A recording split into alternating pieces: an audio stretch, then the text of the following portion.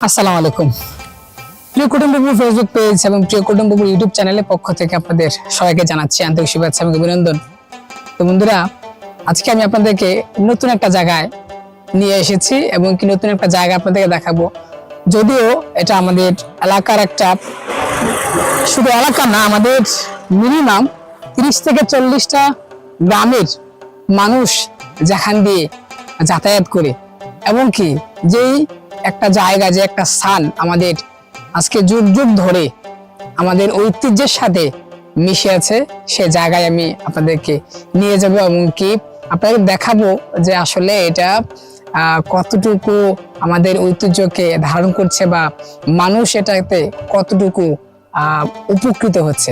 তো বন্ধু, এখন আমি আছি আমাদের কুটুম্বপুর থেকে শুরু করে আমাদের দক্ষিণ দিকে যে জনপদ আছে, অর্থাৎ মুরাদপুর ব্রিজ নামে যেটা পরিচিত, সেই ব্রিজের নিচে আমি এখন আছি।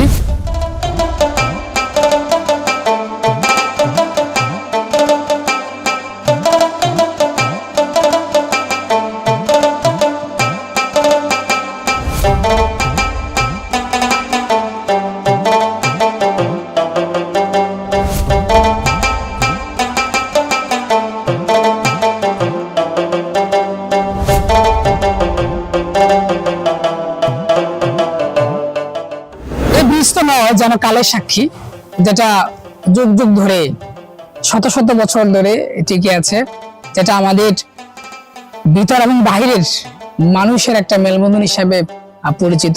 এই মুরাদপুর সংলগ্ন অর্থাৎ মুরাদপুর ব্রিজ, এই ব্রিজটাকে নিয়ে আসলে নানান সময় নানান মানুষের কাছ থেকে অনেক কিছু জানা যায়, যেটা বিশেষ করে আমি যখন ছোটবেলায় এখানে আসতাম বা দেখতাম যে আসলে ওই সময় কিন্তু এরকম ছিল না। এখন বর্তমানে আপনারা যে আন্ডার কনস্ট্রাকশন বা যে কনস্ট্রাকশন দেখছেন, উপরে যে স্টিলের যে ব্রিজ আছে, এই ব্রিজটা কিন্তু আগে ছিল না। এখন আপনারা যে আমার পিছনে বা আমার সামনে যে ধ্বংসস্তূপের মতন যে দাঁড়িয়ে আছে, যে কনস্ট্রাকশন, এটা কিন্তু আগে এরকম ছিল না। এটা অনেক জীর্ণ শীর্ণ ছিল। এটা পরবর্তীতে এটাকে রিপেয়ারিং করে আমাদের এই ব্রিজটাকে নির্মাণ করা হয়েছে, যার কারণে আমাদের ভিতর থেকে মিনিমাম 40 থেকে 50টা ক্ষেত্র বিশেষে আরো বেশি মানুষের, গ্রামের মানুষেরা আমাদের এই ব্রিজ দিয়ে যাতায়াত করে। এবং কি এটা শুধু যে মানুষ যাতায়াত করে তা নয়, আমাদের এখানে এটা এমন একটা প্লেস, বিশেষ করে আমাদের দুই পাশে অর্থাৎ ডান পাশে এবং বাম পাশে আমাদের বর্ষাকালে পানি হওয়ার কারণে এখানে একটা অন্যরকম একটা ফিলিংস কাজ করে, একটা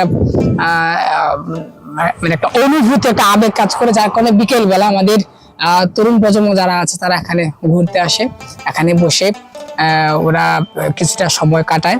আর আপনি যখন বর্ষাকালে আসবেন, আসলে আমাদের এই হাতের ডান পাশে যে আপনার খাল আছে, বাম পাশে যে খাল আছে, খালের পানি যে এত সুন্দর করে আপনার ঢেউ খেলে এবং কি যে জোয়ার বাটা হয়, এটা আসলে দেখার মতন একটা জিনিস।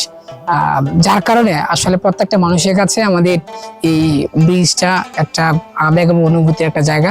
বিশেষ করে আমাদের বিকাল বেলা হলে আমাদের তরুণ প্রজন্ম যারা, বিশেষ করে তরুণ প্রজন্ম থেকে শুরু করে আমাদের বৃদ্ধ আবাল বনিতা যারা আছে, তারা সহ এখানে এসে অনেকটা সময় ব্যয় করে আর কি।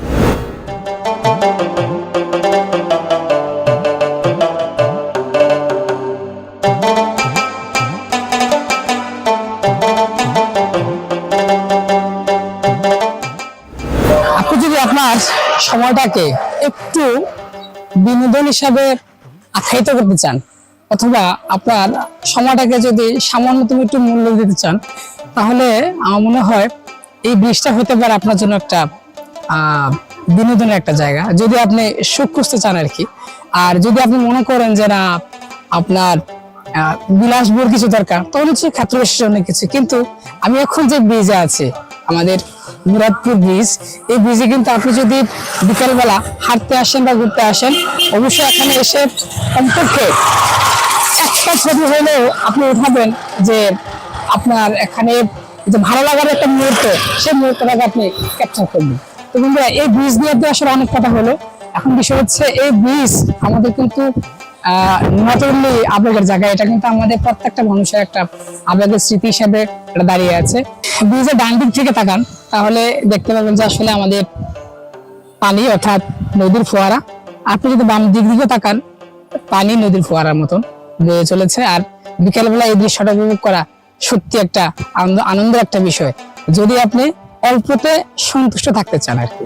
তো বন্ধুরা, এই ছিল আমাদের গ্রামীণ জনপদের একটা ঐতিহ্যবাহী বলা চলে আমাদের গ্রামের যে একটা ব্রিজ, যেটা আমাদের যুগ যুগ ধরে আমাদের ঐতিহ্যকে ধারণ করে চলে এসেছে। সেই বিষয়টা আজকে আমি আপনাদেরকে একটু সুন্দর ভাবে বা সংক্ষিপ্ত আকারে দেখানোর চেষ্টা করলাম। তো বন্ধুরা, আজকের মতন এই পর্যন্তই। আপনারা যারা আমাদের প্রিয় কুটুম্ব ফেসবুক পেজ এবং প্রিয় কুটুম্ব ইউটিউব চ্যানেলকে যারা সাবস্ক্রাইব করেন, তারা এখনই সাবস্ক্রাইব করে নেবেন আর আমাদের সঙ্গে যুক্ত থাকবেন। লাইক, কমেন্ট, শেয়ার দিয়ে আমাদের পাশে থাকবেন।